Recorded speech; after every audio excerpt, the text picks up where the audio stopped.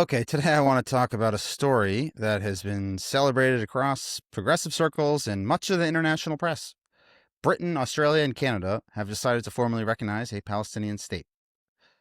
On the surface, this sounds dramatic, even historic. Three of America's closest allies acting in unison, standing up to Israel, declaring that Palestinian statehood is no longer a dream, but a fact. The New York Times rushed to praise it as a bold act of moral clarity, insisting it reignites the fading hope of a two-state solution. But let's strip away the glossy headlines, because this isn't statesmanship, it's simple political theater. It's virtue signaling on the international stage. And in the end, it does nothing to bring peace. Worse, it rewards terror, undermines real diplomacy, and betrays both Israelis and Palestinians. Think about the timing.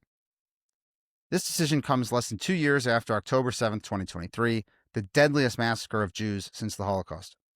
Civilians slaughtered in their homes. Children dragged into Gaza as hostages. Families burned alive.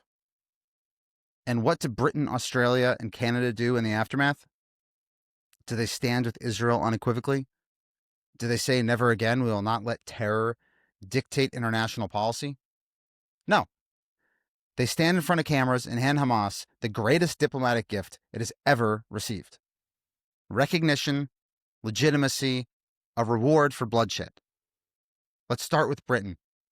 Prime Minister Starmer, a former human rights lawyer, looked into the camera and said, quote, "The hope for a two-state solution is fading, but we cannot let that light go out. Today, to revive the hope of peace, the United Kingdom formally recognizes the state of Palestine." Beautiful words, lofty rhetoric, but hopelessly disconnected from reality. Even the New York Times admitted that a viable Palestinian state is more elusive than ever. Hamas controls Gaza, the Palestinian Authority can't control Judea and Samaria, and polls show that the majorities of Palestinians support armed struggle over negotiation. In other words, this is the least promising moment for recognition in decades. And yet Starmer plowed ahead. Why? Because he had domestic pressure from the Labour Party, from activists, from a public bombarded with images of Gaza's devastation. He waited until after Donald Trump left Britain before making the announcement. Political calculation at its purest. This wasn't about peace, it was exclusively about optics. Starmer even tried to claim with a straight face that recognition isn't a reward for Hamas. He said, Hamas, quote, "can have no future, no role in government, no role in security." Yet within hours, Hamas leaders were praising him, calling the recognition, quote, "a step in the right direction." When terrorists applaud your policy, you haven't outsmarted them. You've emboldened them. Then there's Canada. Prime Minister Mark Carney went even further, accusing Israel of, quote, "working methodically to prevent the prospect of a Palestinian state from ever being established." Let's pause here. Israel dismantled every settlement in Gaza in 2005. It uprooted thousands of its own citizens. And what was the result? Was it peace? Was it coexistence? No, it was rockets, terror tunnels, and October 7th. To accuse Israel of preventing Palestinian statehood is to rewrite history. It's to ignore that every time Israel takes a risk for peace, it gets bloodshed in return. Carney's indictment reveals something darker: a contempt for Israel's democracy. Israelis have voted again and again for leaders who promise security, because they live under the constant threat of annihilation. For Carney to suggest that Israel is methodically blocking peace is to say Israelis have no right to protect themselves. No right to fear another Gaza, another October 7th, another Hamas regime next door. That's not moral leadership. That's armchair arrogance from the safety of Ottawa. And then we have Anthony Albanese of Australia, who offered the most banal justification of all. Quote, "a two-state solution has always been the only path to enduring peace." This is not a policy, this is a bumper sticker, okay? Everyone repeats the mantra of the two-state solution. But when you look at reality, it collapses. Oslo collapsed in suicide bombings. The Gaza disengagement collapsed in rocket fire. Every serious attempt to negotiate has collapsed on the rocks of Palestinian rejectionism. And still, Albanese parrots the same tired line, as if saying it enough times will make it true. Here's the hard truth. There cannot be a Palestinian state while half of its leadership calls for Israel's destruction, and the other half is too corrupt to even govern Ramallah. There cannot be a Palestinian state when 85% of Arab citizens of Judea and Samaria told pollsters they approved of the October 7th massacre.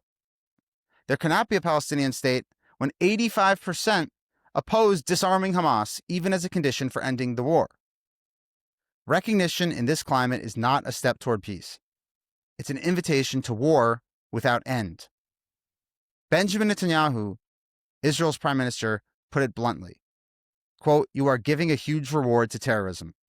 And he's right. Recognition in the aftermath of October 7th tells Hamas that slaughter pays, that killing Jews shifts the international debate, that mass murder moves the diplomatic needle. It sends the worst possible message to extremists everywhere. Violence works. Look back at history. When Israel made peace with Egypt, Anwar Sadat flew to Jerusalem. He recognized Israel. He negotiated. Peace was signed not after terror, but after his courage. When Israel made peace with Jordan, King Hussein recognized Israel's legitimacy. There was mutual compromise, mutual recognition. Recognition followed negotiation. But now Britain, Australia, and Canada are reversing the order. They are giving away the prize before the race is run. They are saying, don't compromise, don't reform, don't renounce terror, just wait, we'll hand you recognition anyway. And for what? Recognition is symbolic. It doesn't free hostages. It doesn't disarm Hamas. It doesn't rebuild Gaza or hold elections. It doesn't create functioning Palestinian institutions. It doesn't even isolate Hamas. It empowers them. It's a mirage, a gesture that makes Western politicians feel virtuous while leaving the ground unchanged.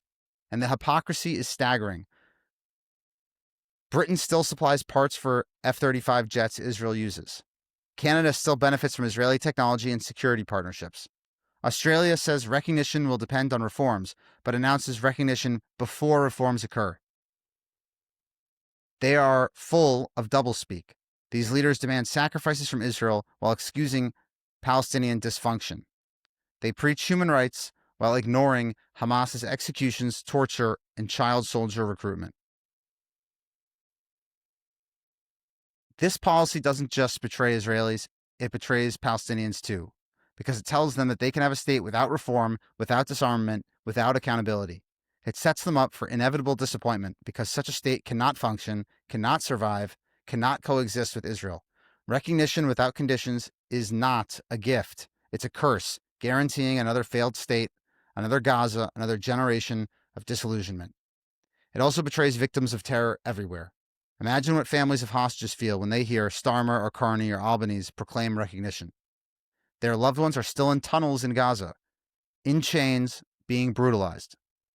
And the West says, here's your reward. What message does that send? It tells terrorists across the globe that democracies will fold, that if you kill enough people, you'll get what you want. This is complete appeasement. If these governments were serious about peace, they would have tied recognition to hard conditions. Disarm Hamas, hold free elections, recognize Israel as a Jewish state, release the hostages, build functioning institutions. Then, and only then, we'll talk recognition. That would create real incentives for change, but these leaders didn't want hard choices. They wanted easy headlines, so they handed out recognition like candy, empty, sugary, and ultimately destructive. History will not remember this moment kindly. It will not remember Starmer, Carney, and Albanese as visionaries. It will remember them as opportunists who mistook gestures for governance, as men who betrayed Israelis, betrayed Palestinians, and betrayed the very cause of peace they claimed to advance.